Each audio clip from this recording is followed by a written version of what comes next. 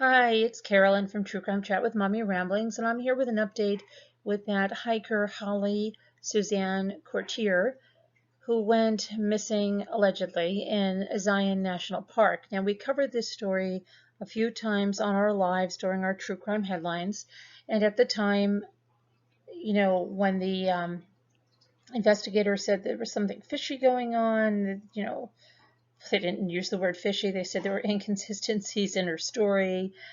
And I kept saying, well, what was she doing this for? Was she doing it for attention? Was she doing it for, did she have a GoFundMe? Well, she did have a GoFundMe, and it looks like if, these inconsistencies show that this was not really what happened, what they're saying, it would appear that the GoFundMe was the motivation money, the motivation for her to have this elaborate scheme, fraud, if you will. So, but right now that's alleged. Let's take a look at what we know so far. So the Washington County Sheriff's Office has opened an investigation into the 12-day disappearance of Holly Suzanne Courtier in Zion National Park. She's 38 years old.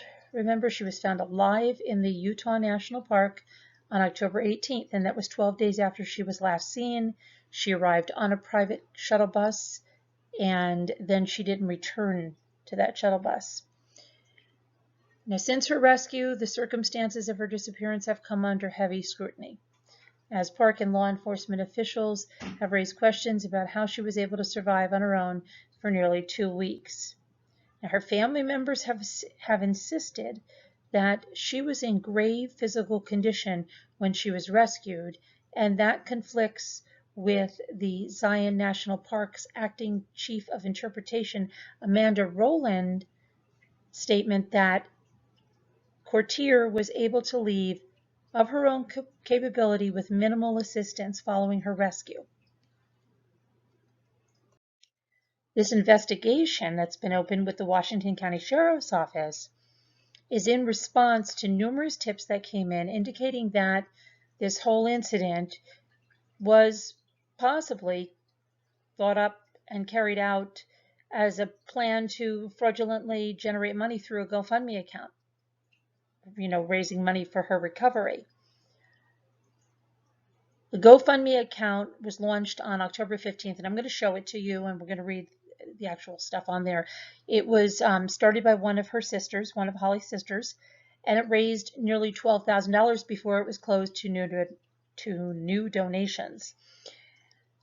The latest update, which we'll read, states that the intent of Holly's GoFundMe has always been to aid in the search and recovery efforts, as well as post-recovery care. Now, before Courtier was found, her daughter, Kelly Chambers, told media that her mother had lost her job as a nanny due to the pandemic, and she had chosen to take the unexpected time off to travel the United States and visit national parks. Her daughter also said that she and her mother both live in Southern California, and they had visited Zion National Park together the previous month. Holly Suzanne's family members, who together have given several media interviews, but Holly Suzanne herself has refrained from public comment. Now, her family's media interviews have appeared to contradict each other, including in statements about how Holly Suzanne survived and her condition prior to arriving to the park. The day after Holly Suzanne Courtier was found, her daughter told CNN that her mother became disoriented after hitting her head on a tree and chose to stay near a water source, which was the Virgin River, believing it was her best chance of survival. But this is a big problem because Washington County Sheriff Search and Rescue Sergeant Darrell Cashin said in an interview that water in the Virgin River is toxic and unsafe to drink, and if that was her only water source for 12 days, she would be dead or gravely ill, most likely. And then Holly Suzanne's sister said that the earlier statement was not meant to imply that Holly Suzanne drank from the Virgin River, and the sister said that Holly Suzanne knew that the water was toxic in the Virgin River and would never drink from it. And if she did anything, she would only take the river water to wet her dry mouth before spitting it back out, which is ridiculous because once so toxic, what do you think? You're going to swish it around in your mouth and you're not going to get the toxic? Okay, well, boy. Holly Suzanne's sister went on to say that her sister, Holly Suzanne, had been fasting prior to starting her trip and suggested that the lack of food intake led to her sister being disoriented and dehydrated. Now, according to multiple reports and family statements, Holly Suzanne did not tell her family that she was going to be traveling back to Zion National Park. She also allegedly left behind her cell phone behind in California, and it was her roommate, Holly Suzanne's roommate, who reported her missing on October 8th. Now, it appears that investigators were able to trace Holly Suzanne to the Zion National Park because she purchased a private shuttle ticket. Now, in a news release, the Washington County Sheriff's Office reiterated an earlier statement that the department was only involved in a consultation role in the missing persons investigation, and that they fully supported the findings of the National Park Service investigation and believed their investigation into the incident was thorough and well executed. And they said, despite the thorough investigation conducted by the National Park Service, Utah State Code does not grant them authority to investigate violations of Utah law. This release continued, and based on our law authority and jurisdiction, the Sheriff's Office had an obligation to the public to investigate the criminal allegations which were being presented. The Sheriff's Office said in the news release that the investigators had not at the time found any evidence to support the theory that the incident was committed intentionally as an effort to achieve financial gain.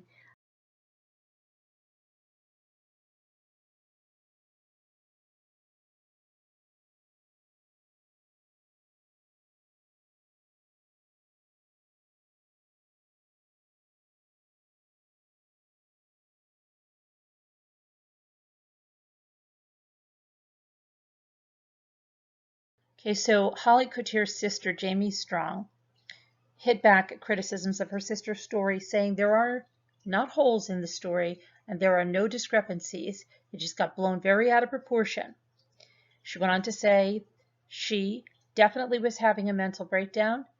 She told us later that she was seeking a total disconnect from everything. She really just wanted to be alone. She had no idea it would turn into anything it would turn into, or the worry she would cause, or what it would become. And those are the statements from Jamie Strong, her sister.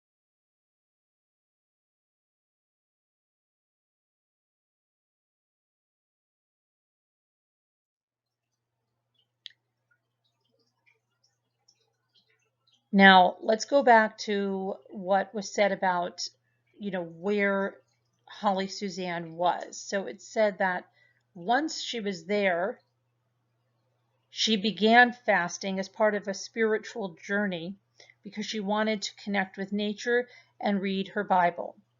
And that is again coming from her sister, Jamie Strong. But she had gone on an exhausting hike the first day, likely weakening her. She attempted to set up her hammock, but fell when she went to sit, and she hit her head on a tree and apparently suffered a concussion, Jamie continued. Jamie said that Holly Suzanne stayed by a river and used that river to wet her mouth. And that claim has been called into question, as we just said, by the Washington County Sergeant Darrell Cashin, since the river is contaminated. The sheriff's sergeant has made it 10 times worse, says Jamie Strong. I've never ever seen him or met him. This is someone who looked at some paperwork and looked at things on paper. He wasn't there. I think it might be easy to look at a few things on paper and make conclusions. So Jamie, her sister, is claiming that Cashin, Sergeant Darrell Cashin, made things so much worse by saying the things he did. Jamie went on to say that the sergeant has taken something and blown it out of proportion, and the attention has gone to him. We never said she drank the water. He made it look like there's a hole in the story, and there wasn't, she said. Courtier was too dehydrated to call out to search crews, according to her sister Jamie, but someone ultimately spotted her on October 18th off the trail near the popular Emerald Pools hiking area. I'm just glad we found her and reunited with our family, Zion spokesperson Amanda Rolland told the media when she was found.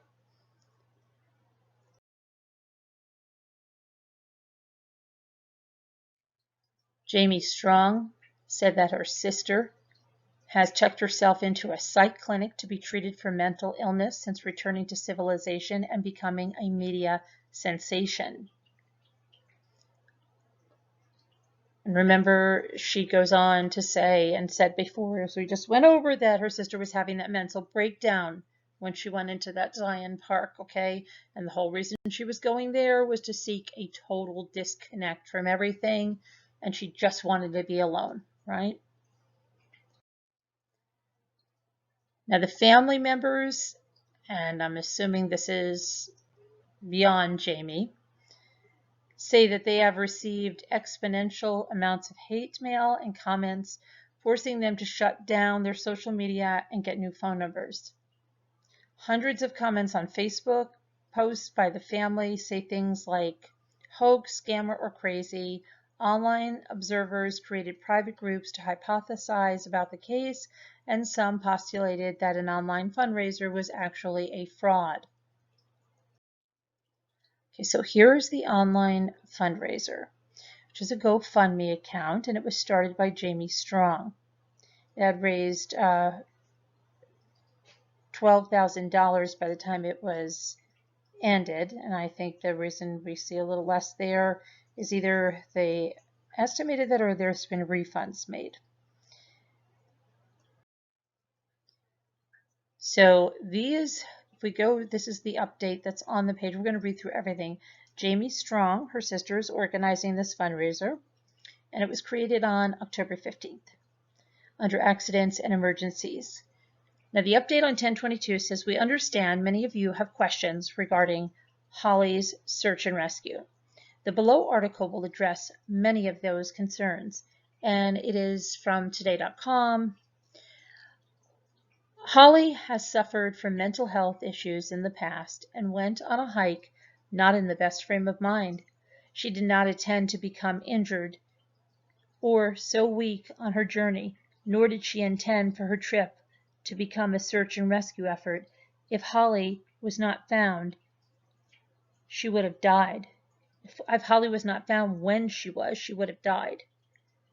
The intent of Holly's GoFundMe has always been to aid the search and recovery efforts as well as post-recovery care.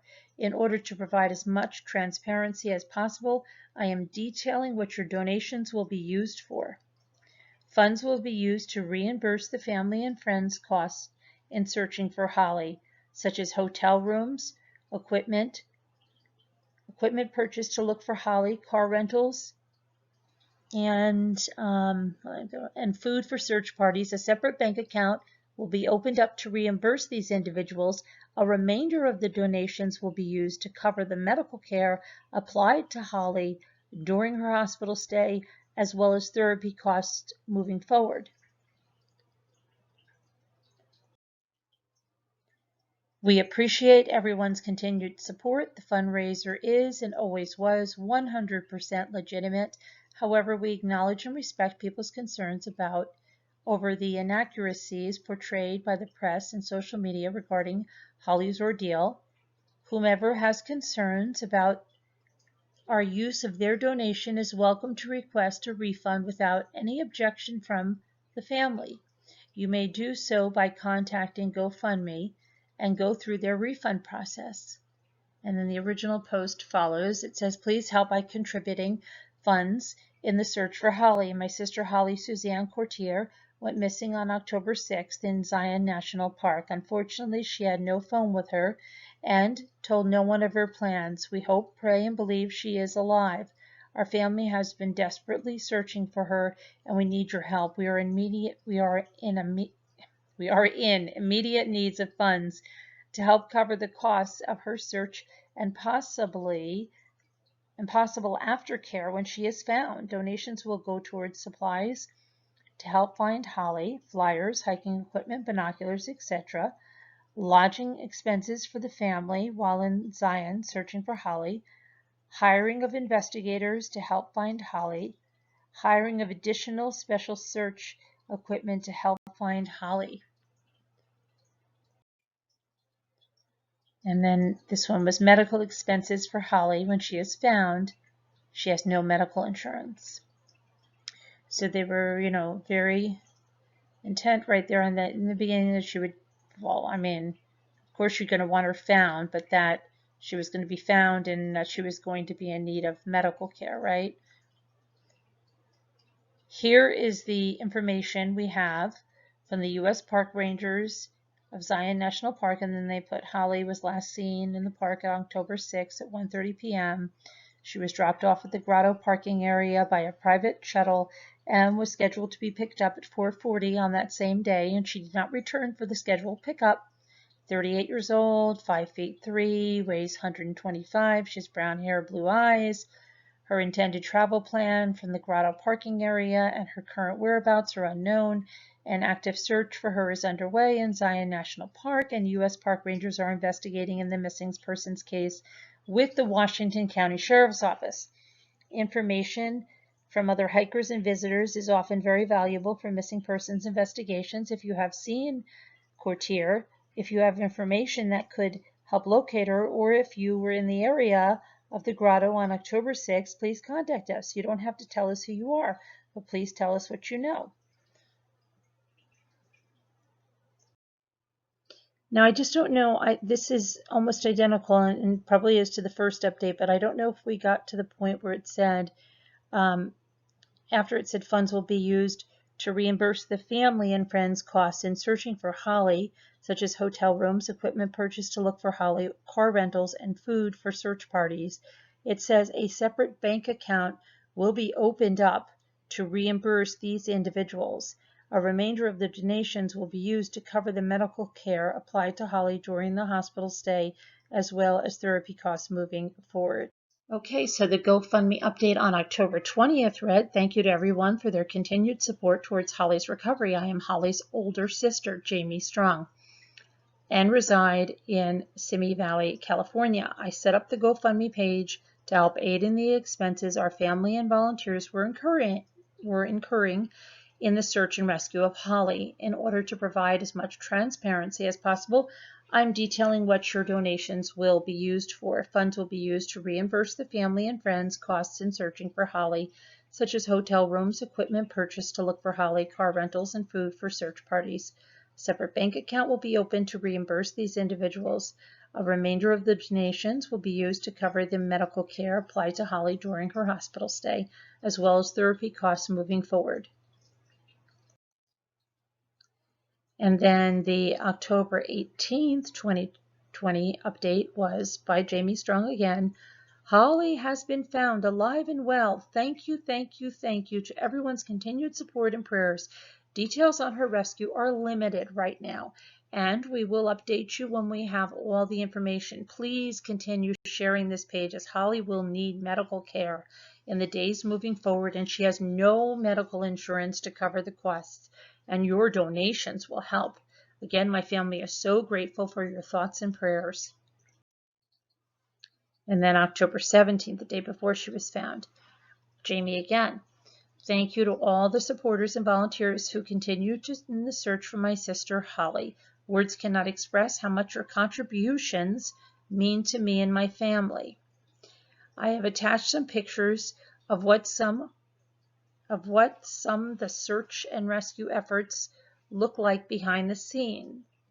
Every day, these rangers and volunteers work tirelessly in the search for Holly. Their efforts are so appreciated. Please continue to share this page. Your donations help in the search and rescue efforts. It's funny as I read through this, and we read this again. Thank you to all the supporters and volunteers who continue in the search for my sister, Holly. Words cannot express how much your contributions mean to me and my family. I have attached some pictures of what some of the search and rescue efforts look like behind the scenes. Every day, these rangers and volunteers work tirelessly in their search for Holly. Their efforts are so appreciated. Please continue to share this page. Your donations help in the search and rescue efforts tremendously. Many GoFundMes go on to say, if you can't afford to donate, please share or ask for prayers. I'm not seeing that here. So in regards to who set this up, the GoFundMe, it was her sister, Jamie Strong. And she said she set up the GoFundMe to cover the costs of her search and possibly aftercare when she is found. Fundraiser raised $12,010, so that's definitely refunds been given with that amount that I just, put in there now. And the reason, again, now Jamie Strong said she did set this up is because friends and family kept asking her how they could help, and things were getting expensive. I figured it was the most public way for everyone to see where the money was going. The donations were mostly personal friends and family. The family organized its own independent search party filled with dozens of local volunteers and made a website.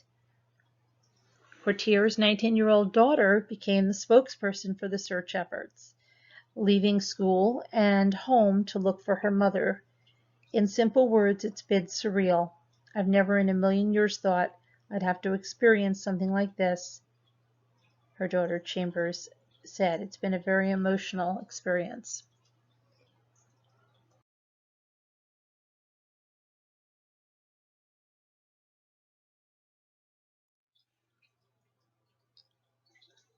So with this GoFundMe, it created problems, okay? And critics of Holly Suzanne's story, and I said it right in the live, like if they're saying there's inconsistencies and stuff's going on and stuff's not adding up, what would be the reason she did this? And so I said, is it because she wanted attention? Because we didn't even know of the GoFundMe when we were talking about this.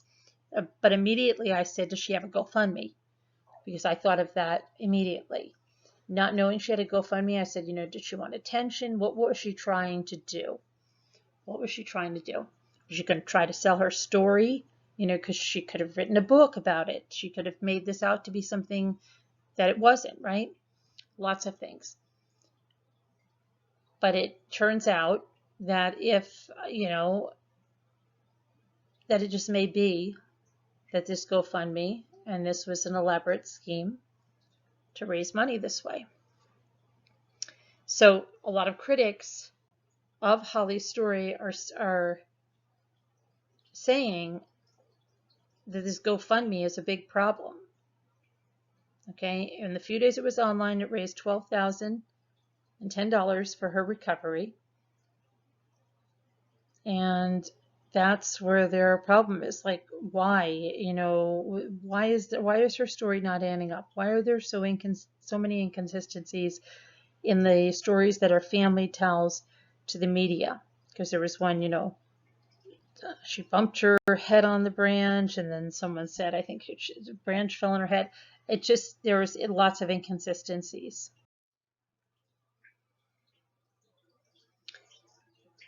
Okay, so Jamie again said those funds were garnered to reimburse the friends and family for their costs that they incurred in the search for Holly, right? Like their hotel rooms, their equipment, car rentals, etc.